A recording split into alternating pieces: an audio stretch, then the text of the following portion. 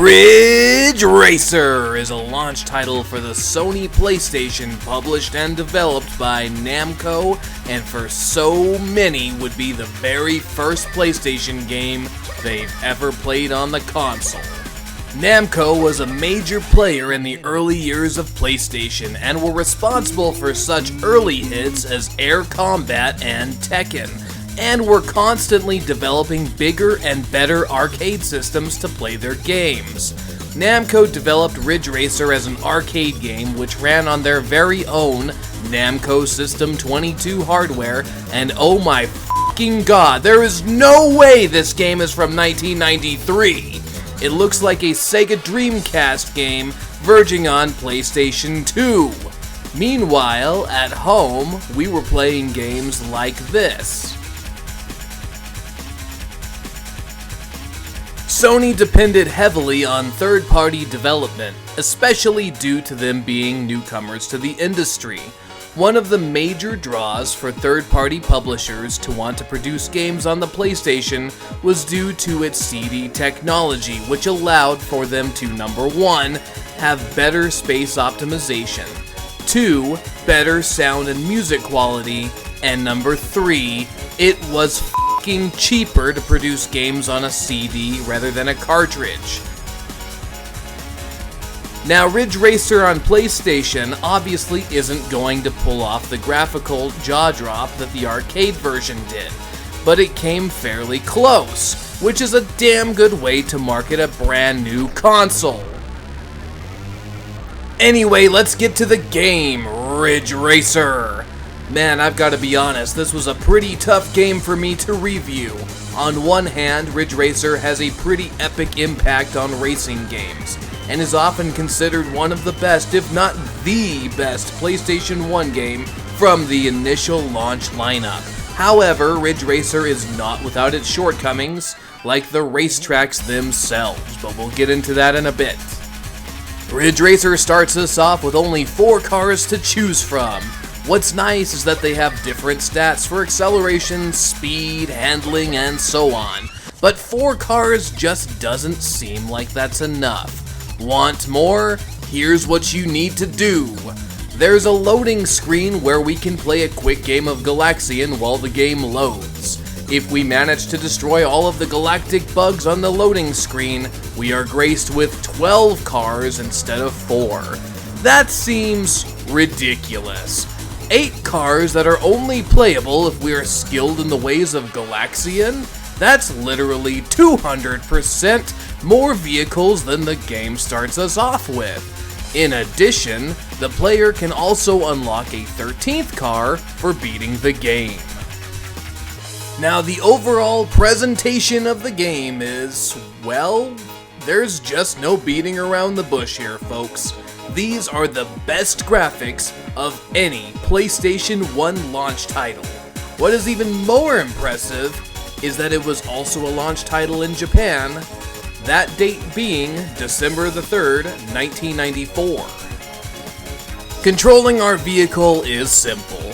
There is the D-pad, which acts as our wheel, which can be awkward at times, especially during drift sections.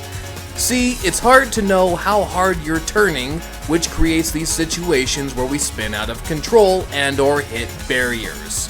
Holding X is acceleration, square brakes, triangle changes views, so for instance, if we don't want a first-person perspective, we can change it to a third-person view and actually see our f***ing car. Lastly, the shoulder buttons allow us the ability to shift up and shift down. This is obviously a feature only if we're playing the game using a manual transmission, as the automatic transmission will shift on its own. Now, my first impression of Ridge Racer was, wow, this game is incredibly fun. The robot sex music is a perfect blend with the fast-paced gameplay.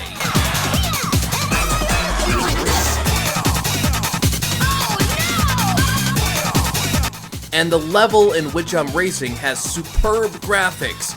And what is this? A day-to-night transition? That is super cool. Ridge Racer is an arcade racer. Therefore, when running into other cars or barriers, instead of crashing, it just slows down our progress. The cars feel pretty light, like they are made of cardboard instead of 2,000 pounds of steel and other things. But now it's time to talk about the elephant in the room.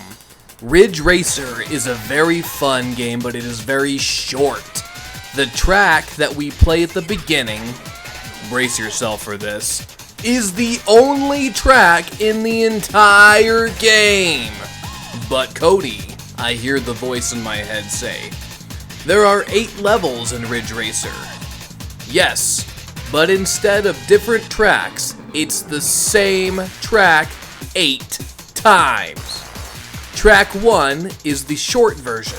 Track 2 is an extended version of Track 1. Track 3 adds one more extension. Track 4 is a 1v1 on the third track. And Track 5 through 8 are the same 4 levels, but with the tracks in reverse.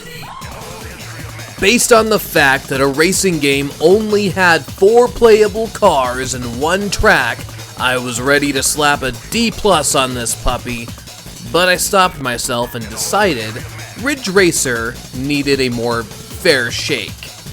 I played Ridge Racer when I was younger and really enjoyed it. And playing it again now really brought back some fantastic memories. Ridge Racer doesn't need to prove itself any more than it already does. It's like a 1 hour long movie, if the greatest movie of all time was only 1 hour long, that is. It's not a lengthy game, but it's an incredibly authentic port of the arcade original, and what it does bring to the table is pure excellence.